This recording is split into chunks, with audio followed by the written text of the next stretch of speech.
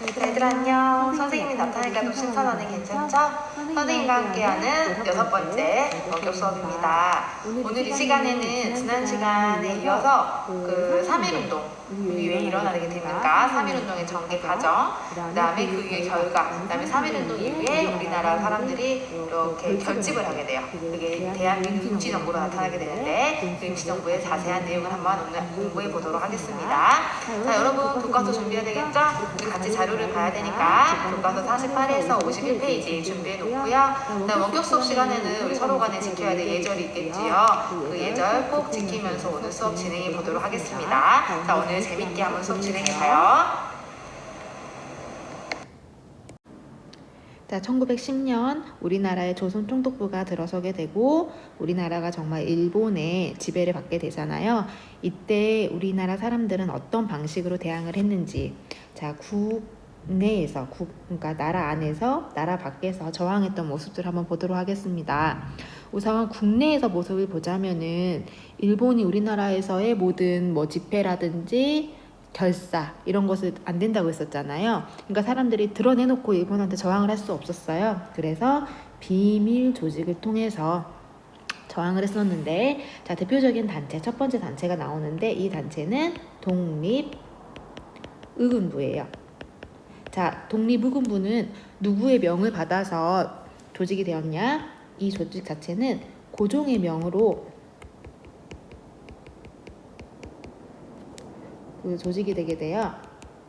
그래서 일반적으로 어떤 뜻이냐, 대한제국의 독립을 위해 싸우는 군사들의 단체라는 그런 뜻이에요. 그래서 이거는 의병운동의 그런 모습을 이어받았고, 이것에 의해서 만약에 우리나라 독립을 차지하게 된다, 그러면 기존의 이씨 왕조, 그러니까 조선의 모습이 다시 부활시키려는 그런 모습을 보였습니다. 즉 왕조의 나라, 다른 말로 하면은 전제정치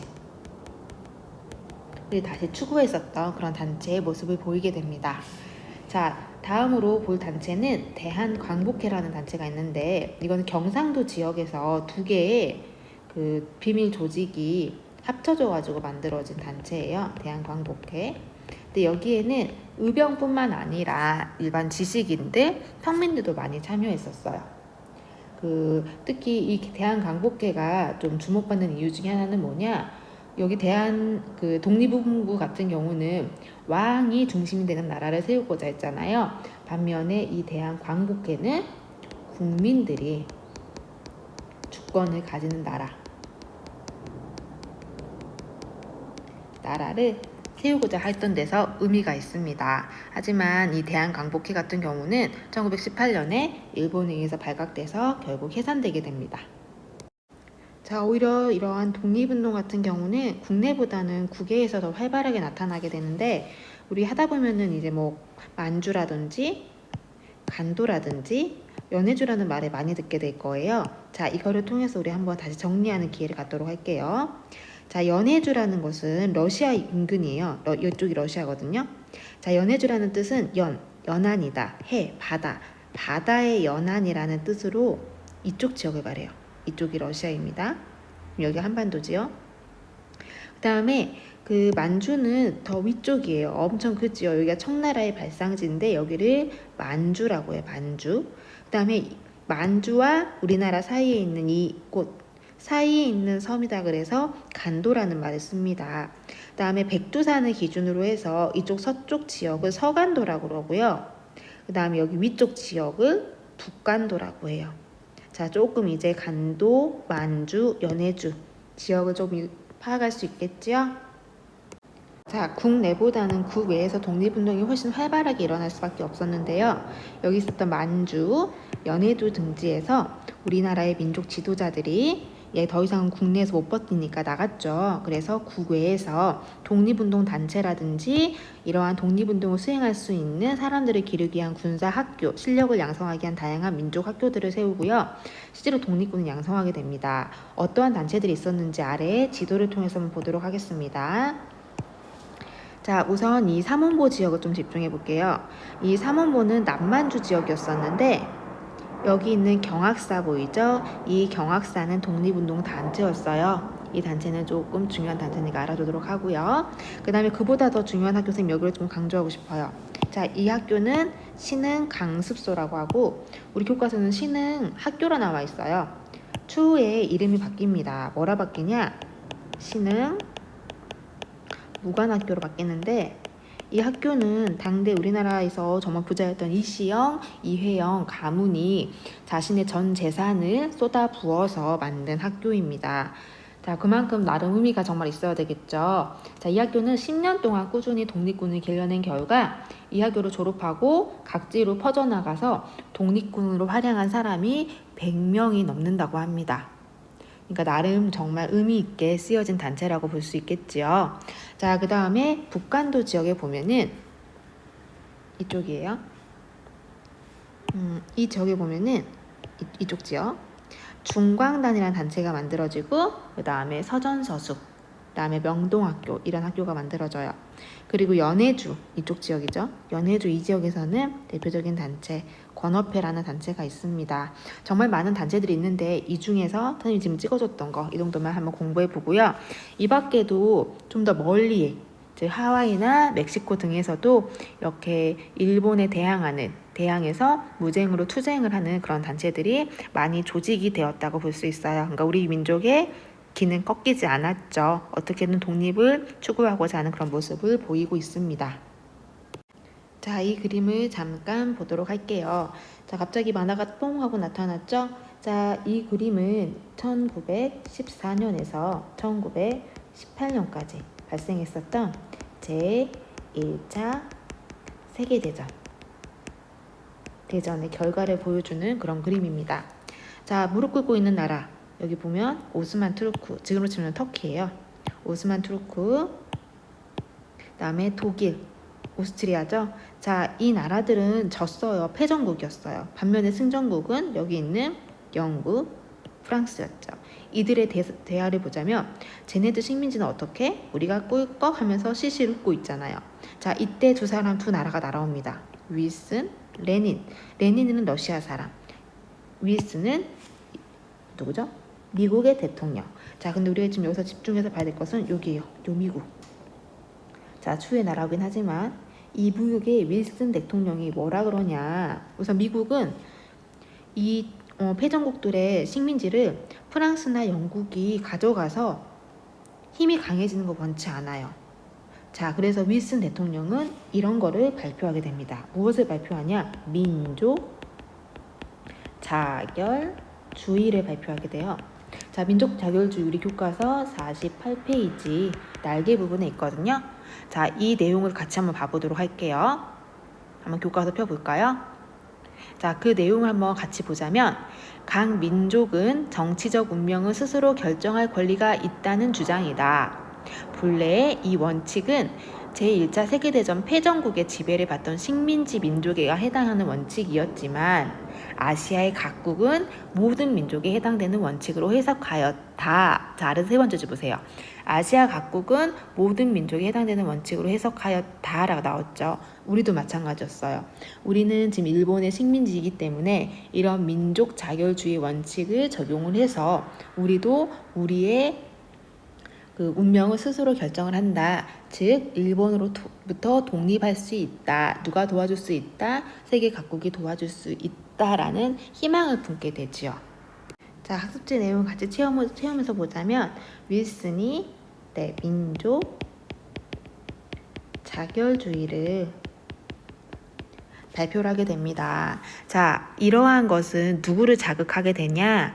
일본에서 유학을 했었던 당시에 그 세계 정세에 밝았던 사람들이죠. 이 유학을 했었던 유학생들이 일본의 한복판에서 그 도쿄에서요. 민족 자결주의 원칙을 조선에도 적용을 해라. 그러면서 조선의 독립을 보장할 것을 촉구하면서 독립선언서를 2월 8일에 선언을 하게 됩니다. 이거는 우리가 이제 알고 있는 이게 몇 년이냐? 1919년이거든요. 이거는 그 국내에도 되게 많은 신선한 자극을 줬어요. 그래서 3.1운동이 일어날 수 있는 도화선을 제공하였다라는 의미의 사건입니다. 이런 가운데 국내에서도 뭔가 조짐이 보여요. 나름 그래도 사람들이 모일 수 있었던 종교 활동, 즉 종교계 지도자들이 학생들과 함께 만세 시위를 계획을 하는 거죠. 자, 이들에 의해서 그 독립선언서가 만들어지게 돼요. 1919년, 이 해가 기민년이거든요. 그래서 이 기민년 독립선언서라 해서 우리는 기미 독립선언서라고 하는데, 자, 이 내용은 조선이 독립한 나라다, 그다음에 조선 사람은 자주적인 민족이다, 그런 내용을 담고 있는 내용입니다. 자, 날짜는 언제로 잡았냐? 그 1919년 1월에 보면은 고종이 죽게 돼요. 그 당시에 그 왕의 장례식 행렬을 보게 된다면은 오래 산다라는 그런 풍습이 있어서 사람들이 많이 이제 서울로 모일 거라 생각을 하죠. 당시 서울은 그 일제시대 때 경성이라 불렀었거든요. 자, 고종의 장례식은 3월 3일로 예정이 되어 있었어요. 그래서 사람들이 이제 많은 장례식을 보려고 모여들었었죠. 그래서 장례식을 피해서 너무 많이 모여들면은 이게 더욱더 폭력적이 될 수 있으니까 피해서 3월 1일에 독립선언식을 진행하기로 합니다. 이제 사람들은 기다리죠. 어디서 기다리냐? 독립선언서를 그 3월 1일 오후 2시에 그 탑골공원에서 발표를 하기로 했거든요. 이때 사람들이 기다리고 있죠. 이미 많은 사람들의 손에는 이런 기미 독립선언서가 학생들이 많이 뿌렸기 때문에 들려 있는 상황이었어요. 근데 2시가 돼도 나타나지 않아요. 알고 보니 이 민족 대표, 이 사람들은 어디에서? 짜장면집이에요. 짜장면집. 태화관에서 이미 자기들끼리 사람들이 많이 모이면 폭력적이 될 거라 생각을 해서 독립선언서를 해버린 거예요. 자, 그럼 사람들은 기다리고 있어요. 탑골공원에서. 자, 학생 한 명이 뛰어 올라가지요. 대한독립 만세를 외치면서 이제 전국적으로 이게 퍼지기 시작하게 됩니다. 자, 단순히 이제 서울에서 처음에 이렇게 만세 시위가 진행이 됐는데 시간이 갈수록 정말 많은 사람들이 합세를 하게 돼요. 그래서 이런 3.1 운동 자체는 단순히 3월 1일에서 끝난 게 아니라 계속 시간을 두고 전국적으로 확산이 되게 돼요. 그래서 전국이라든지 해외 각지로 만세 시위가 확대가 되게 되고요. 이거는 전 민족적인 운동으로 발전을 하게 됩니다.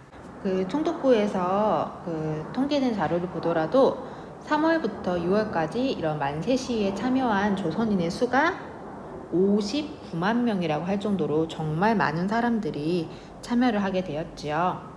자, 근데 만세 운동만 한 것이 아니라 사람들은 자신의 위치에서 다양한 방법으로 저항을 하기도 해요. 상인 같은 경우는 전국 대도시에 있는 상인들은 똑같은 날짜에 가게 문을 닫아버리는 경우도 있었고, 노동자들은 일을 안 해버려요. 파업 투쟁을 벌이게 되고요. 이러다 보니까 그 3월 중순에는 어떤 한 공장에서 노동자들이 10%밖에 출근을 안 했대요. 그래서 공장이 멈추는 경우도 있었다고 하고, 농민들은 농사일을 안 해버려요.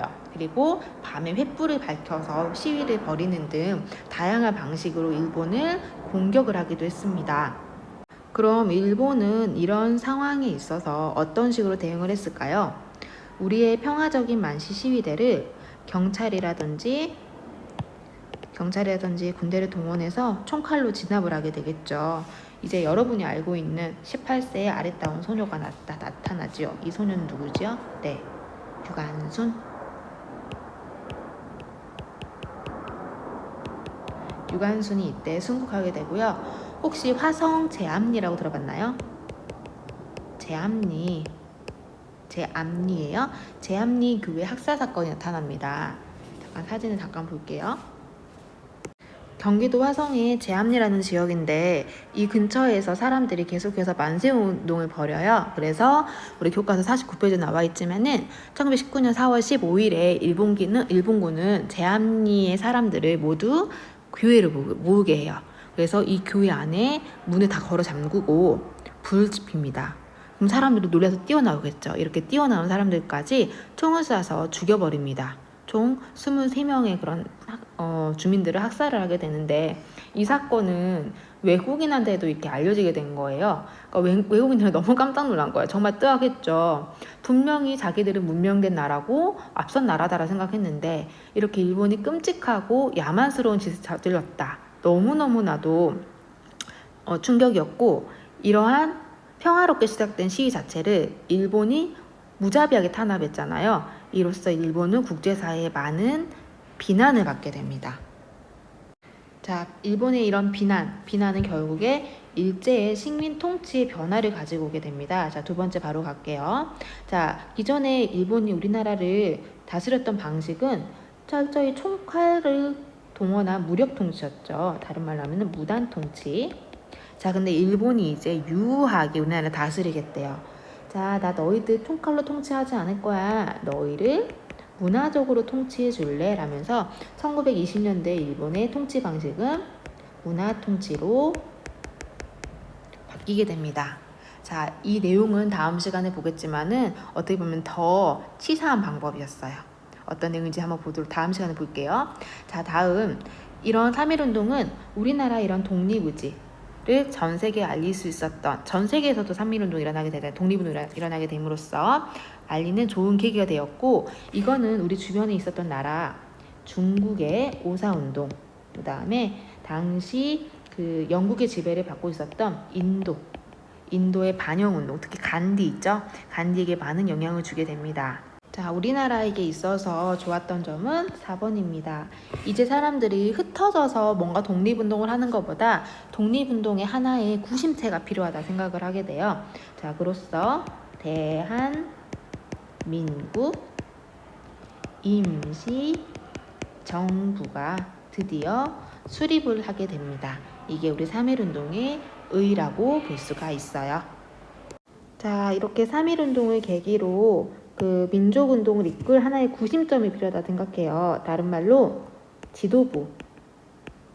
지도부의 필요성이 제기되게 됩니다. 그래서 각지에서 임시정부가 수립이 되게 되는데, 연해주에서는 여기 보듯이 대한국민의회, 상하이에서는 상하이 대한민국 임시정부, 그 다음에 우리나라 지금 서울, 경성에서는 한성정부가 수립이 되게 되는데, 이렇게 세 개가 있잖아요. 그럼 이거를 하나로 통합할 필요가 있겠죠.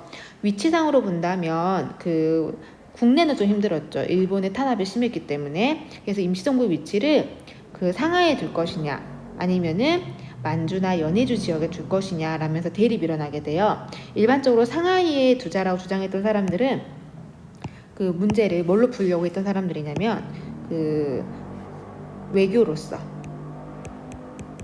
사실 이 상하이에는 다양한 여러 나라들의 공사관이 많이 있었거든요. 그래서 외교에서 훨씬 더 유리하기 때문에 이 지역이 둬야 된다. 반면에 만주나 연해주 지역을 주장한 사람들 같은 경우는 외교는 무슨 외교냐, 싸우자, 무장해서 투쟁을 하자라는 것을 주장했던 사람들이었는데, 결국에 어디로 하나로 모이게 되죠, 우리가?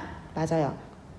상하이로 모이게 돼요. 상하이에서 대한민국 임시정부로 통합이 되게 됩니다. 자, 우리 잠깐 50페이지의 역사 탐구를 잠깐 볼게요. 자, 50페이지 한번 펴볼까요? 거기 보면 대한민국 임시정부 헌법이 있어요. 보여요? 자, 그럼 우리 우선 2번의 문제를 한번 해결해 볼게요. 대한민국 임시정부의 헌법에서 국민주권, 3권 분립의 원리가 나타난 조항을 찾아보자. 국민주권이라는 것은 국민이 주인이라는 거죠. 3권 분립이라는 것은 3개의 권한이 나눠져 있는 거예요. 입법권, 행정권, 사법권. 찾을 수 있어요? 자, 국민주권의 원리가 나타나 있다. 몇 조죠? 이건 2조의 내용이에요. 자, 3권 분립 몇 조에 있죠? 5조. 보면 입법권은 의정원, 행정권은 국무원, 사법권은 법원 행사를 한다라고 나와 있잖아요. 네, 여기서 이렇게 내용을 찾을 수가 있습니다. 자, 1번을 한번 같이 볼게요. 위 자료를 통해서 대한민국 임시정부가 추구한 정치 형태를 말해보자 라고 했죠. 자, 우리나라가 추구한 정치 형태는 아래 2번을 합치면 됩니다. 모든 권한이 한 곳에 집중된 게 아니라 3권 분립에 입각한 그러니까 국민이 주인인 공화제를 추구하였다. 즉, 여기서 이제 의의를 봐볼까요?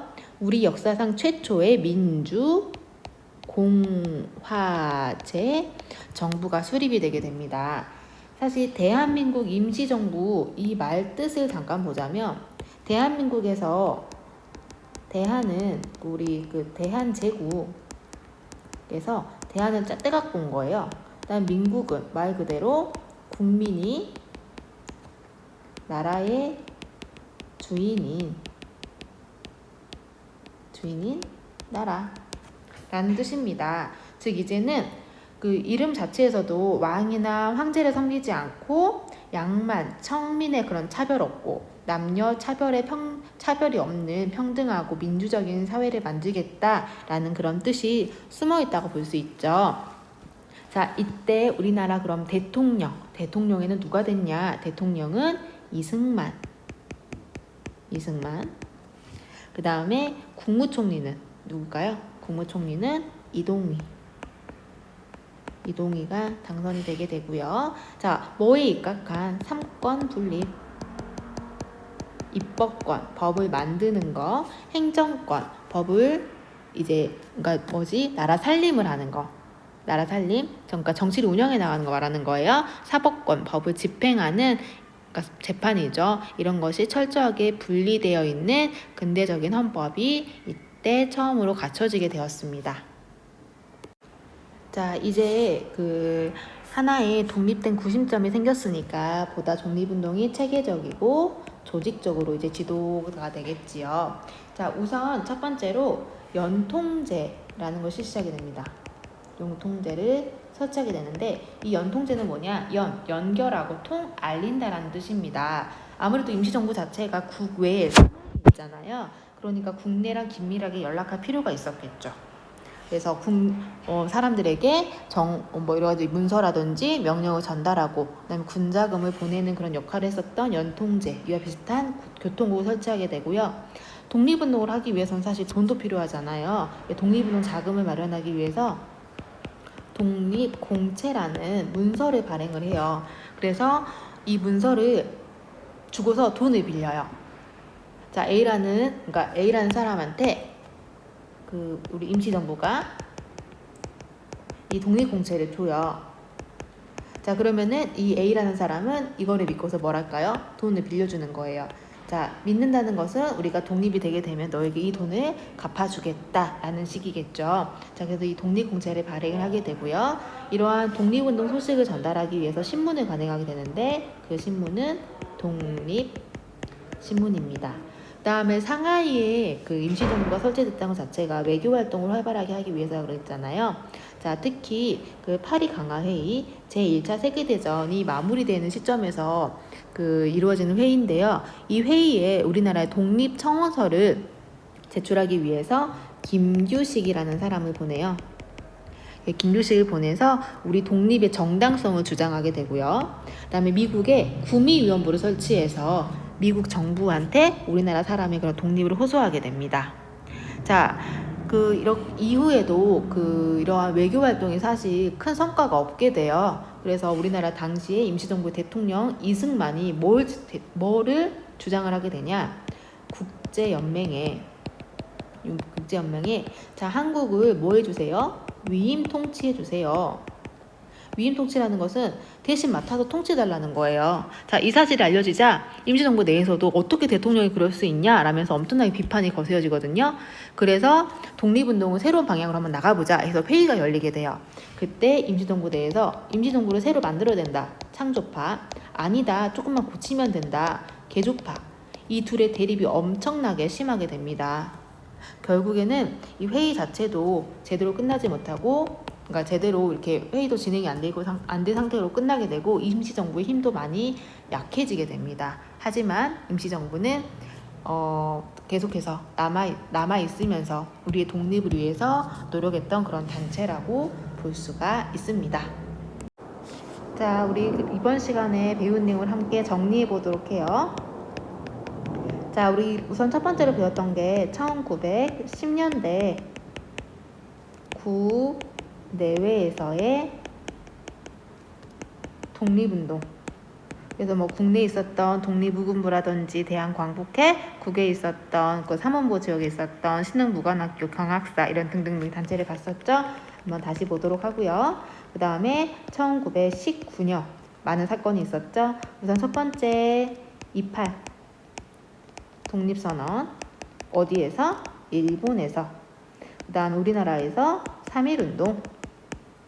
자, 이 결과로서 하나의 구심점으로서 만들어지게 된 게 있죠. 그게 무엇이죠? 대한민국 임시정부. 자, 각각 3.1운동에 어떻게 전개되었는가, 3.1운동의 결과, 그 다음에 임시정부는 어떤 활동을 하였고, 임시정부는 결국 어떻게 되었는가, 그 다음에 28 독립선언, 이런 것에 많은 영향을 주었던 게 그 1919년, 18년, 그 뭐죠? 세계 1차 대전이 끝나게 되잖아요. 그때 미국 대통령 윌슨이 뭘 주창하게 되죠? 민족 자결주의.